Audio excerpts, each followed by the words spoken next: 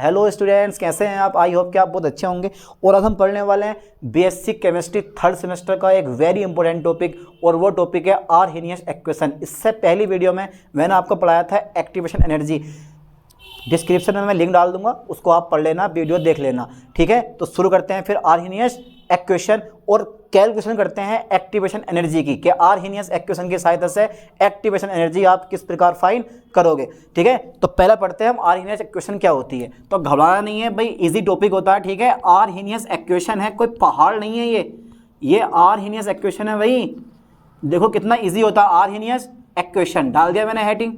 पहला तो पता करो, देखो किसी भी टॉपिक को करने से पहले आपको 2 या 3 चीज़ें कंफर्म होनी चाहिए। पहला पॉइंट ये कि ये इक्वेशन आपको बताना क्या चाहती है। दूसरा पॉइंट ये कि इस इक्वेशन का आप यूज़ कहाँ करोगे भाई। तो पहला पॉइंट जब मैं है कि ये इक्वेशन होती क्या है, तो पहले तो मैं लिख दूँ इस इक्वेशन को, फिर बताते हैं इसके बारे में क्या कहानी है। तो ये इक्वेशन होती है के बराबर ए और ई की पावर माइनस के E A upon R T. अरे भाई ये बीएससी है, ध्यान देना। क्या इक्वेशन लिखी है मैंने, ये मैंने इक्वेशन क्या लिखी है भाई, के बराबर ए ई की पावर माइनस ए अपॉन आर टी। अच्छा के क्या है, वियर के क्या है, यहाँ बीएससी में पढ़ रहे हैं आप, इतनी इंग्लिश आपको आनी चाहिए। के क्या है यहाँ, वेलोसिटी कांस्टेंट। क्या है कि वेलोसिटी कांस्टेंट है, ये वेलोसिटी कांस्टेंट। अरे यार वेलोसिटी कांस्टेंट है, वेग स्थिरांक बोला जाता है इसको। ए क्या है यहाँ, ए जो होता है वो होता है Arrhenius frequency factor. Arrhenius frequency factor यानी कि आर्हेनियस आवर्ती कारक या आवर्ती गुणांक, ठीक है। तो इसको लिख दिया मैंने आर्हेनियस। आर्हेनियस स्पेलिंग ढंग से याद कर लो, स्पेलिंग में कोई मिस्टेक ना हो। Arrhenius frequency, Arrhenius frequency factor, ठीक है, ठीक। अच्छा ये क्या है यार, यही तो है सब कुछ जिसका मान हमें फाइंड करना है, जो हमें निकालना है। इसको बोलते हैं एक्टिवेशन एनर्जी। क्या बोलते हैं इसको हम, activation energy. Activation energy, activation energy, ठीक। अच्छा आर क्या है, ये होता है बेटे गैस कांस्टेंट। क्या होता है ये, गैस कांस्टेंट होता है, ठीक है, गैस कांस्टेंट होता है, ठीक है। इसकी वैल्यू कितनी होती है, ये कोई नया बीएससी में नहीं पढ़ रहा हो, ये आपने पहले ही पढ़ रखा हो। गैस कांस्टेंट है, इसकी वैल्यू होती है 8.314 जूल पर केल्विन पर मोल। कितनी होती है, 8.314 जूल पर केल्विन पर मोल होती है इसकी वैल्यू। किसकी वैल्यू, इस आर कांस्टेंट की वैल्यू। कुछ बचा है इसमें, कुछ बचा, आर भी हो गया, टी भी हो गया, ई ए भी हो गया, के भी और ए भी हो गया तुम्हारे पास, ठीक है। अब देखो क्या होता है कि ये इक्वेशन बताती क्या आपको, देखो ये है वेग स्थिरांक।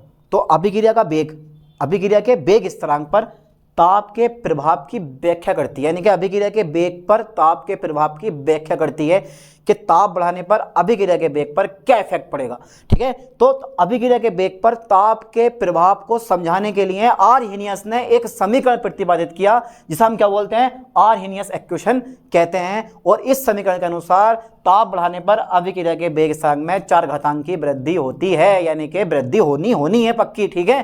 तो क्या बता दी समीकरण ये वाली, इस समीकरण कहती है यानी कि अभिक्रिया के वेग पर, काय पर, अभिक्रिया के वेग पर, अभिक्रिया के वेग पर ताप के प्रभाव की, किसके प्रभाव की, ताप के प्रभाव की, ध्यान देना, ताप के प्रभाव की, ताप के प्रभाव को बोल दे रहा हूं मैं, ताप के प्रभाव को समझाने के लिए आर्हेनियस ने एक समीकरण प्रतिपादित किया, एक समीकरण प्रतिपादित किया, ठीक है, जिसे आर्हेनियस इक्वेशन कहते हैं, किया, जिसे आर्हेनियस इक्वेशन कहते हैं, ठीक है। यह इक्वेशन निम्नलिखित है, ऐसे लिखा जाता है, यह इक्वेशन निम्नलिखित है, यह इक्वेशन निम्नलिखित है। जरा ध्यान देना, यह इक्वेशन कैसी है मेरे पास, यह इक्वेशन निम्नलिखित है भाई। यह इक्वेशन मेरे पास कौन सी है, के बराबर ए ई की पावर माइनस के E A upon R T. अब ये समीकरण बताती क्या है कि भाई अभिक्रिया का ताप बढ़ाने पर अभिक्रिया के वेग स्थिरांक में, यानी कि ताप बढ़ाने पर अभिक्रिया के वेग स्थिरांक में 4 घातांक की वृद्धि होती है। मैं लिख रहा हूं इस समीकरण के अनुसार, इस समीकरण के अनुसार ताप बढ़ाने पर, क्या करने पर, ताप बढ़ाने पर अभिक्रिया के वेग स्थिरांक में काय में वेग स्थिरांक में चरघातांक की वृद्धि होती है, चरघातांक की वृद्धि होती है। ठीक है, ये मेरे पास एक क्वेश्चन आती है। तो के बराबर ए ई रट लो सर्कस को कि के क्या है, ये वेलोसिटी कांस्टेंट है, ए क्या है आर्हेनियस फ्रीक्वेंसी फैक्टर है, और ये क्या है एक्टिवेशन एनर्जी, जिसका मैंने पहली वीडियो में बता दिया टोटल। ठीक है, डिस्क्रिप्शन में मैंने लिंक दे रखा, वहां जाके आप चेक करें। और आर क्या है गैस कांस्टेंट इसकी वैल्यू, और टी क्या है तुम्हारे पास टेम्परेचर, टी तो रह गया हमारा, टी क्या है, ये टी क्या होता है यहाँ पे, टी जो होता है वो टेम्परेचर होता है, याद कर लेना। टी क्या है, ये टेम्परेचर, टी क्या है भाई टेम्परेचर है ये, और टेम्परेचर काय में है मेरे पास के फॉर केल्विन में। ठीक है, टी से क्या है टेम्परेचर काय में है, ये केल्विन में है। ठीक है, तो इस इक्वेशन की सहायता से अब करते हैं एक्टिवेशन एनर्जी की गणना। अभी समझ में आई इक्वेशन क्या होती है, इक्वेशन क्या बताती है, अभिक्रिया के वेग पर ताप को समझाने के लिए कि अभिक्रिया के वेग पर ताप का क्या प्रभाव पड़ेगा, उसके लिए आर्हेनियस ने एक समीकरण दी, और उस समीकरण को बोलते हैं हम आर्हेनियस इक्वेशन। जो समीकरण ये वाली है क्या बताती है कि अगर आप ताप बढ़ाओगे तो अभिक्रिया के वेग स्थिरांक में चरघातांक की वृद्धि होती है। और ये माना जाता है कि अगर अभिक्रिया का वेग आप अगर किसी रिएक्शन का टेम्परेचर 10 डिग्री सेंटीग्रेड यानी कि 10 डिग्री सेल्सियस बढ़ा दोगे तो अभिक्रिया का वेग लगभग 2 गुना हो जाता है। और 10 डिग्री सेल्सियस ताप बढ़ाने पर अभिक्रिया का वेग कितना हो रहा है, 2 गुना हो रहा है। 10 डिग्री सेल्सियस ताप बढ़ाने पर अभिक्रिया का वेग कितना हो रहा है, 2 गुना हो रहा है। ठीक है, अब इस आर्हेनियस इक्वेशन की सहायता से फाइंड करेंगे हम एक्टिवेशन एनर्जी। यहां तक करें स्क्रीनशॉट, उसके बाद देखते हैं हम।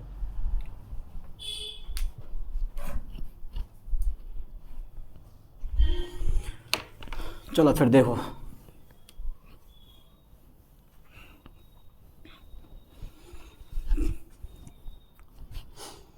तो डाल देता हूं मैं heading calculation of activation energy. काय की कैलकुलेशन ऑफ एक्टिवेशन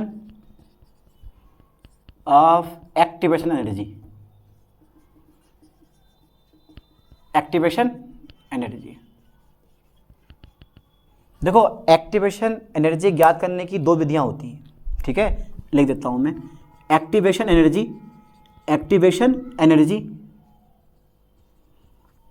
ज्ञात करने की, क्या करने की, ज्ञात करने की 2 विधियां होती हैं।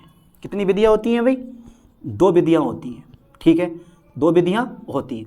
अच्छा बताओ ज़रा मुझे कौन कौन सी होती हैं। पहली विधि जो आती है वो आती है ग्राफिकल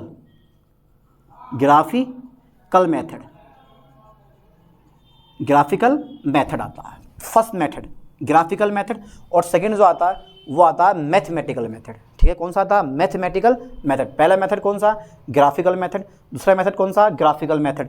ठीक है, पहला कौन सा, ग्राफिकल मेथड, और सेकंड कौन सा है, मैथमेटिकल मेथड। तो पहला पढ़ते हैं हम ग्राफिकल मेथड क्या होता है। तो ग्राफिकल मेथड मतलब ग्राफ के आधार पर हम एक्टिवेशन एनर्जी ज्ञात करेंगे। तो यू नो कि भाई मैं लिख रहा हूँ पहले from Arrhenius equation, from Arrhenius equation क्या लिखवाई थी मैंने अभी थोड़ी देर पहले, मैं लिखवाई थी के बराबर ए ई की पावर माइनस के E A upon R T. ये पावर में है, ध्यान देना, ई की पावर माइनस का ई ए अपॉन आर टी। ठीक है, अच्छा दोनों पक्षों में लॉग ले लूँ, मैं दोनों पक्षों में लॉग ले रहा हूँ। चलो साहब ले लिया मैंने। देखो दोनों पक्षों में लॉग लेने पर, दोनों पक्षों में लॉग लेने पर, घबराओ मत यार, ये बेसिक है, इजी टॉपिक होता है, बेसिक ज़्यादा हार्ड नहीं होती, बड़ा इजी होता है, बस टॉपिक बाय टॉपिक पढ़ते रहो। दोनों पक्षों में लॉग लेने पर, लॉग लो साहब, चलो मैंने लॉग ई लिया है मैंने। ठीक है, क्या आ गया मेरे पास, फिर इधर ये मैंने लॉग लिया है लॉग ए और ई की पावर माइनस के ई ए बटा आर टी। ठीक है, ले लिया। अच्छा लॉग, अब यहाँ पे देखो, ये तो मैं सेम ऐसे लिख लूँगा, ये भाई साहब में कोई दिक्कत नहीं है, लेकिन यहाँ भाई साहब में दिक्कत पड़ेगी। देखो ये ए है मल्टीपल ई है, ए गुणा ई, आपने फॉर्मूला पढ़ा log mn का, एक फॉर्मूला आता है मेरे पास log mn का, log m गुणा n बराबर log m plus log n, यानी कि लघु गुणक का फर्स्ट फॉर्मूला यहाँ पे यूज़ होगा, और वो होगा log ई ए, यहाँ भी मैं ई कर दे रहा हूँ, चलो रहने दो उसको, मिस्टेक हो जाएगी, log ई ए प्लस log ई बेश ई माइनस के E A upon R T, E A upon R T, बिल्कुल छोटा सा डेरिवेशन है। ठीक है, हो गया इतना, लगा दिया मैंने formula log m plus log n बराबर log m, चूँकि आप जानते हो कि यार log mn बराबर कितना होता है, log m plus log n। ये फॉर्मूला मैंने अप्लाई कर दिया भाई, log m plus log n। अब एक फॉर्मूला और लग रहा है, log, इसे मैं ये ऐसे लिखूंगा, log m की पावर n, log m की पावर n। तो यार लघु गुणक के 3 फॉर्मूले होते हैं, इसमें से थर्ड फॉर्मूला अब लागू हो रहा था, log m की पावर n, log m की पावर n। देखो log, मैं यहाँ लिख रहा हूँ दोनों के दोनों फॉर्मूले, log mn बराबर log m plus log n, पहला फॉर्मूला। अगर सेकेंड फॉर्मूले की बात करोगे तो log m की power n, n log m, ये दोनों के दोनों फॉर्मूले यहाँ अप्लाई होंगे। तो जो तुम देख रहे हो ना, ये माइनस वाला log m की पावर n, n पहले आ जाएगा, n क्या होगा हमारा, पहला आ जाएगा। ये सेम चलेगी कहानी log e के बराबर log e a, ये उठा के लेकर आओ इधर को, माइनस में आएगा, माइनस के E A upon R T, E A upon R T, log e और e, log e और e, जिसका बेस और संख्या समान होती है उसका मान कितना होता है भाई साहब, 1 होता है। कितना होता है, 1 होता है। तो उसका मान कितना आ गया मेरे पास, 1 हो गया। ये तो आप पहले से जानते हैं इसके बारे में। तो अब देखो जरा, मैं लिख रहा हूँ यहाँ पे log e के बराबर, ये जो माइनस के E A upon R T, minus के E A upon R T है, इसका मान तो 1 हो गया। ये मैं पहले लिख लूँगा और ये वाला मैं बाद में लिख लूँगा, यानी कि माइनस के E A upon R T plus के log e बेस a। ठीक है, आगे डेटा इतना हमारा कन्फर्म। अब देखो जरा ध्यान से एक चीज़ और, अच्छा e को हटाओ, जब e को मैं 10 में बदलूंगा तो कितने से गुणा करूंगा, इस e को 10 में बदलने के लिए कितने से गुणा करनी पड़ेगी हमें, जरा सोचो भाई, 2.303 से, 2.303 से। तो ये बदल जाएगा मेरे पास 10 में, जहाँ e है वहाँ आ जाएगा 10 के बराबर माइनस के E A upon R T, में ऐसे लिखूंगा, प्लस के इसको ही बदलो, ई को 2.303 log e बेस a, 10 आ जाएगा। यहाँ कितना आ जाएगा हमारे पास, 10 आ जाएगा। ठीक है, अब देखो जरा, अब मैं क्या करने वाला हूँ, जरा थोड़ा ध्यान देना। ये जो गुणा वाला है इसको उठा के मैं भाग में लेके जाऊँगा, इसके भी भाग में पहुँचेगा बेचारा और इसके भाग में भी पहुँचेगा। तो भैया 2.303 ऊपर रहेगा, और जब ये वाला भाग में पहुँचेगा तो दोनों के दोनों कट, क्या हो जाएंगे, दोनों के दोनों कट। तो ये वाला इसके भाग में भी पहुंचेगा और ये वाला इसके भाग में भी पहुंचेगा। तो मैं एक स्टेप यहाँ से बचा दूंगा, देखो ध्यान से जरा, ये आ जाएगा मेरे पास log 10 के बराबर आ जाएगा मेरे पास माइनस के ई ए अपॉन 2.303 आर, और 1/t मैंने अलग कर दिया है। ठीक है, आर से मैंने टी अलग कर दिया, दोनों अलग अलग हो गए यार, आर अलग और टी अलग हो गया है ना, तो आर और टी दोनों अलग अलग हो गए हैं। ठीक है भाई, प्लस और इससे जो है ये वाला कट जाएगा, तो मेरे पास आ जाएगा log 10 a, log 10 a, log 10 a। पर ये इक्वेशन देखो ध्यान से किस फॉर्म की बैठ रही है, ये क्या है, ये है एक सरल रेखा, यानी कि y बराबर mx प्लस सी के समान है। यानी कि यह है समीकरण, यह है समीकरण y बराबर mx प्लस सी के समान है। ठीक है, जो एक सरल रेखा का समीकरण होता है, रेखा का समीकरण होता है। देखो कितना इजी है, घबराओ मत यार, तुम तो घबरा रहे हो इस चीज़ से, ज़्यादा हार्ड है ये, है कितना हार्ड है ये, हार्ड लग रहा है, ये बहुत इजी है। ठीक है, अब देखो आगे जरा, अब एक पॉइंट और देखना, मैं बना रहा हूँ ग्राफ। क्या बना रहा हूँ मैं, ग्राफ। तो भाई मैं ग्राफ बना रहा हूँ यार, तो ग्राफ कैसे बनेगी इसकी, देखो कुछ इस टाइप से बनेगी। अच्छा ये बताओ, ये जो मेरे पास देखो बाई, जो बाई देख रहे हो ना, बाई पे ये है, और एक्स पे मेरे पास ये है, और सी पे मेरे पास ये है, और ये है। ठीक है, तो एम जो होता है ना, वो रेखा की प्रवणता होती है, रेखा की ढाल होती है। क्या होता है, एम रेखा की ढाल होती है। और ये होता है बाई एक्स द्वारा कटा अंतखंड।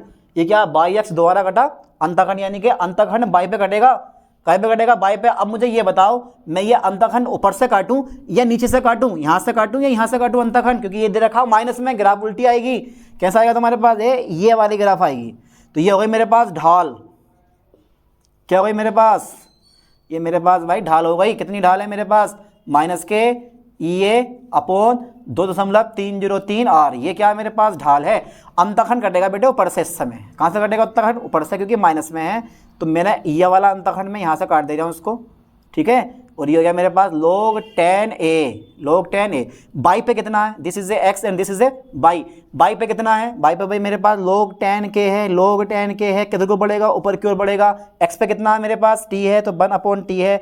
तो मैंने ग्राफ इसके बीच में खींचा है, log 10k और 1/t के बीच में ग्राफ खींचा। वो लोग यहाँ तक क्लियर हुआ है नहीं, ठीक है। मैंने क्या करा, मैंने अंतखंड काटा, ऊपर से log 10 है, ढाल मेरे पास ये आ गई रेखा की। और बाई पे कितना है मेरे पास, बाई पे log 10k और x पे कितना है मेरे पास 1/t, तो x पे अपन 1/t आ गया। और बाई पे कितना आ गया मेरे पास log 10k आ गया। ढाल कितनी आ गई, बराबर माइनस के e अपॉन 2.303 आर आ गई, ठीक है। तो अब क्या होता है कि भाई ढाल जो है हमारे पास, क्या ये जो ढाल है आपके पास, ढाल बराबर माइनस के e 2.303 आर, ठीक है,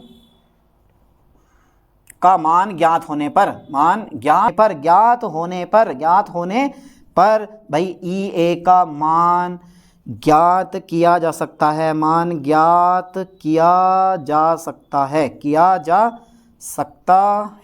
ठीक है भाई, ये ज्ञात किया जा सकता है। तो पहला मेथड हो गया मेरे पास कौन सा, ग्राफिकल मेथड। अगर ढाल आपको पता है तो आर का मान तो पता ही होता है, कितना होता है आर का मान, 8.314 जूल पर केल्विन पर मोल, ठीक है।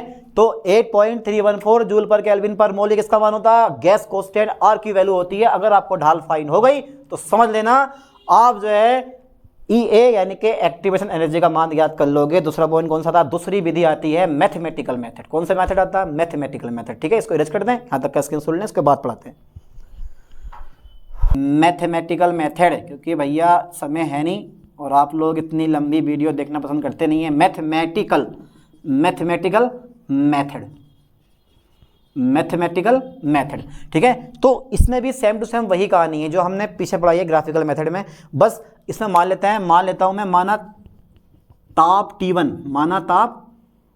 T1 तथा T2 पर वेग स्थिरांक क्रमशः कितने मालूम है भाई, K1 तथा K2 में। माना ताप T1 तथा T2 पर वेग स्थिरांक क्रमशः K1 तथा K2 में। तब देखो, तब आर्हेनियस समीकरण के अनुसार, तो तब देखो फ्रॉम आर्हेनियस इक्वेशन अगेन लगाओ, फ्रॉम आर्हेनियस इक्वेशन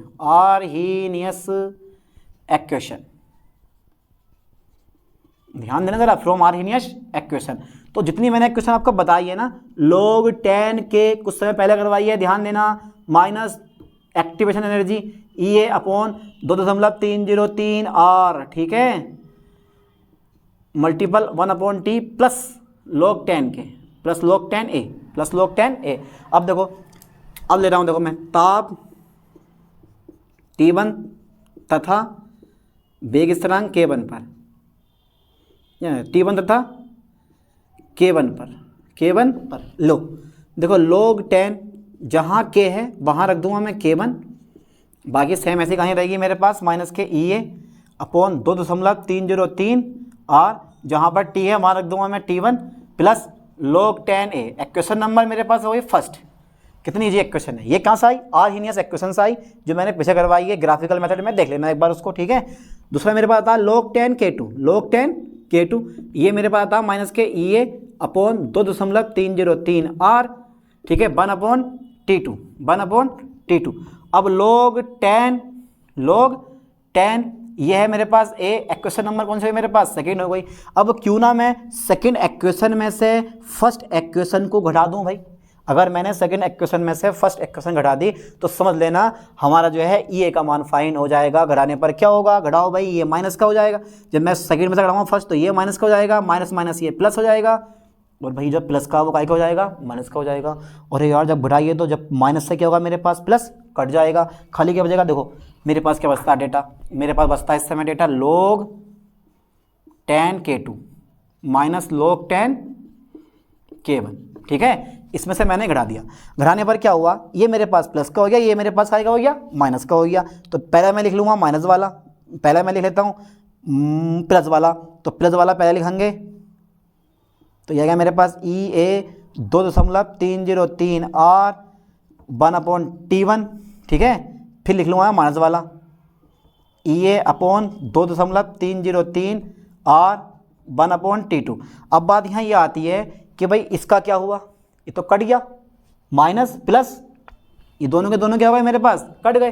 ठीक है, अब देखो जरा आगे, यहाँ कोई फॉर्मूला लग रहा है, अभी बताया थोड़ी देर पहले फॉर्मूला, एक log m minus log n, log m minus log n, तो log m minus log n यानी कि log m बटा n, log m बटा n, log k2 बटा k1, log k2 बटा k1 बराबर कितना हो जाएगा मेरे पास, log k2 बटा k1 बराबर, देखो सेम टू सेम है ये और ये दोनों कॉपी हैं, कॉपी बाहर कर लो और 1/t1 माइनस 1/t2 अंदर रहने दो। ठीक है भाई, लो साहब मैंने क्या काम करा यहाँ से, EA अपॉन 2.303 R मैंने कॉमन लिया है, अंदर रह गया मेरे पास 1/t1 माइनस 1/t2। अब चाह रहे हो तो भैया ये तो फाइनल इक्वेशन है, एक स्टेप और लिख दे रहा हूँ आपके मन की संतुष्टि के लिए, EA अपॉन 2.303 R, T2 की मल्टीप्लाई करो 1 से तो T2 और T1 के मल्टीप्लाई करो 1 से, T1 अपॉन ये हो जाएगा मेरे पास T1 T2। ठीक है, लास्ट इक्वेशन T1 और T2 का मान ज्ञात होने पर आप जो है K1 के T1 T2 K1 K2 का मान ज्ञात होने पर EA का मान निकाल सकते हो। यानी कि मैं लिख दे रहा हूँ कि T1 T2 तथा K1 K2 का मान ज्ञात होने पर, का मान ज्ञात होने पर ठीक है, T1 T2 तथा K1 K2 का मान ज्ञात होने पर, ठीक है, आप EA यानी कि एक्टिवेशन एनर्जी EA का मान ज्ञात किया जा सकता है, ठीक है।